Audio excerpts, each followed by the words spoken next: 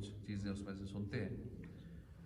جو لوگ کھڑے ہو کے نماز نہیں پڑھ سکتے، قیام نہیں کر سکتے،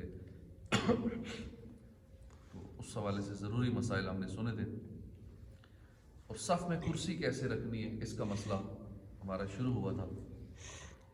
نماز با جماعت میں صفیں سیدھی رکھنے کی احادیث کے اندر بہت تاکید آئی ہے کہ صف برابر ہو، مقتدی آگے پیچھے نہ ہوں، سب کی گردنیں، کندھے اور پاؤں کے ٹخنے آپس میں بالکل سیدھے ہونے چاہیے. کندھے سے کندھا رگڑ کھا رہا ہو، ایک ہوتا ہے نا خالی ٹچ ہونا، عموماً ٹچ بھی نہیں ہوتا ان کا، حالانکہ گیپ چھوڑنا گناہ ہے. نماز پڑھنے آ کر مسجد میں جو گناہ کیے جاتے ہیں ان میں سے ایک یہ بھی گناہ ہے کہ کندھوں کو ٹچ نہ کرنا ہو. اور فرمایا کہ رگڑ کھا رہے ہو، کندھے ایسے جڑے ہو جو ٹچ ہو رہے ہو.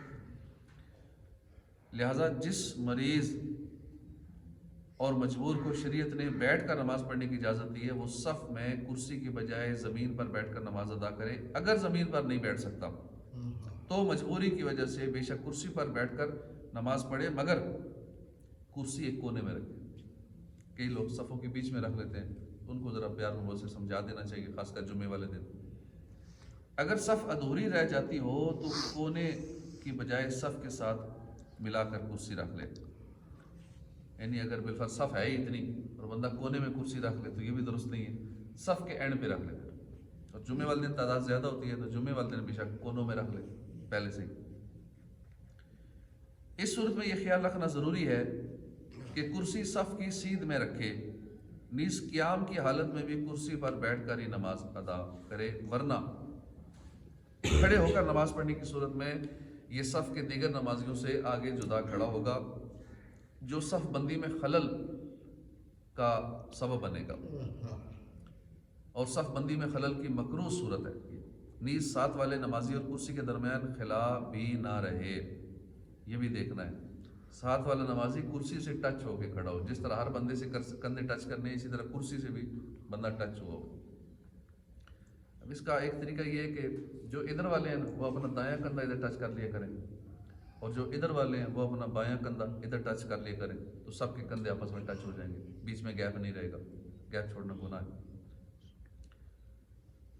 ان اہم احکام سے اکثر عوام غافل ہیں، لہٰذا امت کی رہنمائی کے لیے اپنی اپنی مساجد میں یہ مسئلے وقتاً فوقتاً بتاتے رہنا چاہیے. کرسی کے مسائل پہلے بھی ہم نے ایک بار اس کو ریپیٹ پڑھا تھا، ریپیٹ بھی کر رہے ہیں. پھر بار بار یہ ضرور نہیں کہ ایک بار پڑھنے سے، دو بار پڑھنے سننے سے ہمیں یاد ہو جائیں گے. یہ انشاءاللہ ہم ساتھ ساتھ وقفے سے کرتے رہیں گے.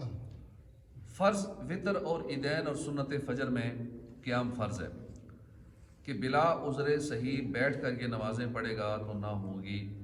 اگر اتنا کمزور ہے کہ مسجد میں جماعت کے لیے جانے کے بعد کھڑے ہو کر نہ پڑھ سکے گا اور گھر میں پڑھے گا تو گھر میں پڑھے. جماعت میسر ہو تو جماعت سے، ورنہ بے شک گھر میں اکیلے پڑھ لے. کھڑے ہونے سے محض تھوڑی سی مجبوری یا تھوڑی سی تکلیف عذر نہیں ہے، بلکہ قیام اس وقت ساقط ہوگا، یعنی ساقط کا مطلب معاف ہوگا، کہ کھڑا نہ ہو سکے یا سجدہ نہ کر سکے، یا کھڑے ہونے یا سجدہ کرنے میں زخم بہتا ہے، یا کھڑے ہونے میں قطرہ آتا ہے، یا چوتھائی ایسے زیادہ سطر کھلتا ہے، یا قرات سے مجبور محض ہو جاتا ہے، یعنی قرات کر ہی نہیں سکتا. یوں ہی کھڑا تو ہو سکتا ہے مگر اس سے مرض میں زیادتی ہو جائے گی، یا دیر میں اچھا ہوگا، یا ناقابل برداشت تکلیف ہوگی تو بیٹھ کر پڑھے. اگر کسی عصا سے، سٹک سے، ڈنڈے سے یا خادم یا دیوار پر ٹیک لگا کر کھڑا ہو سکتا ہے تو فرض ہے کہ کھڑا ہو کر پڑھے. اگر کچھ دیر بھی کھڑا ہو سکتا ہے، اگرچہ اتنا ہی کھڑا ہو کے صرف اللہ اکبر کہہ سکتا ہے کھڑا ہو کے، باقی نہیں کہہ سکتا، اتنی تکلیف ہے، تو اس پر ضروری ہے کہ پھر کھڑا ہو کے اللہ اکبر ہی کہے. آج کل عموماً یہ بات دیکھی جاتی ہے کہ جہاں ذرا سا بخار آتا ہے، معمولی سی تکلیف ہوتی ہے، لوگ بیٹھ کے نماز پڑھتے ہیں. حالانکہ وہی لوگ کھڑے کھڑے 10-15 منٹ باتیں کر لیتے ہیں، نماز سے پہلے بھی بعد میں بھی، گیٹ پہ کھڑے ہو کے، روڈ پہ کھڑے ہو کے باتیں کر لیں گے، نماز بیٹھ کے پڑھیں.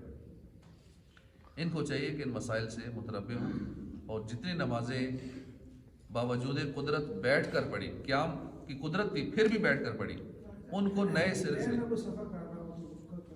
ٹرین میں پھر اس کے سارے جداگانہ مسائل ہیں. ٹرین چلتی ہوئی ہوگی تو اس میں نماز نہیں پڑھ سکتے، یا ٹرین ہو یا بس ہو کوئی بھی ہو جو چلتی ہوئی چیز ہے اس میں نماز نہیں پڑھ سکتے. ہاں رکی تھی، آپ نے نماز پڑھی، ابھی سلام نہیں پھیرا، پھر چل پڑی ہل پڑی، تو پھر وہ کیونکہ اس میں کھڑا ہونا مشکل ہوتا ہے.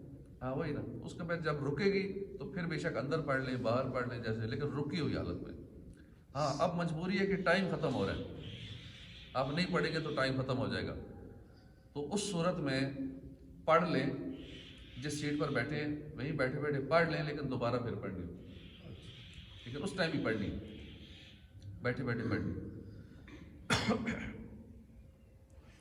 دوبارہ قضا کر کے پڑھنی ہے. ہاں دوبارہ اس کو اسی نماز کو غالباً واجب الیاد ہے، واجب ہے دوبارہ پڑھنا ضروری، کیونکہ چلتی ٹرین میں نماز نہیں ہوتی، یا ٹرین اگر آپ نے شروع کی ہوئی ہے تو بے شک ہلکی سی چال پڑی ہے، آپ نے اینڈ ہے، سلام نہیں پھیرا نا، سلام پھیرنے کے قریب تھے پھر چال پڑی، تو پھر وہ آپ کا سارا ختم ہو گیا سلسلہ، وہ دوبارہ وہ پڑھنی پڑے گی جب پہنچیں گے. جو شخص بوجہ بیماری کے کھڑے ہو کر نماز پڑھنے پر قادر نہیں، کہ کھڑے ہو کر پڑھنے سے نقصان ہوگا یا مرض بڑھ جائے گا یا دیر میں اچھا ہوگا یا چکر آتا ہے یا کھڑے ہو کر پڑھنے سے خطرہ آئے گا، بہت شدید درد ہے، ناقابل برداشت ہو جائے گا، ان سب صورتوں میں بیٹھ کر حسب معمول رکوع سجود کے ساتھ نماز پڑھے. اگر اپنے آپ بیٹھ بھی نہیں سکتا مگر لڑکا یا غلام یا خادم یا کوئی اجنبی شخص وہاں ہے کہ وہ بٹھا دے گا تو بیٹھ کر پڑھنا ضروری ہے، اور اگر بیٹھا نہیں رہ سکتا تو تکیہ یا دیوار یا کسی شخص پر ٹیک لگا کر پڑھے، یہ بھی نہ ہو سکے تو لیٹ کر پڑھے، اور بیٹھ کر پڑھنا ممکن ہو تو لیٹ کر نماز نہ ہوگی. اگر بیٹھ کر پڑھنا ممکن ہے تو لیٹ کر نماز نہیں ہوگی. اس طرح اور بھی اس کے کئی مسائل انشاءاللہ اگلے درس میں سنیں گے. اللہ پاک ہمیں نماز سیکھ کر پڑھنے کی توفیق عطا فرمائے. آمین بجاہ النبی الامین صلی اللہ تعالی علیہ وآلہ وسلم.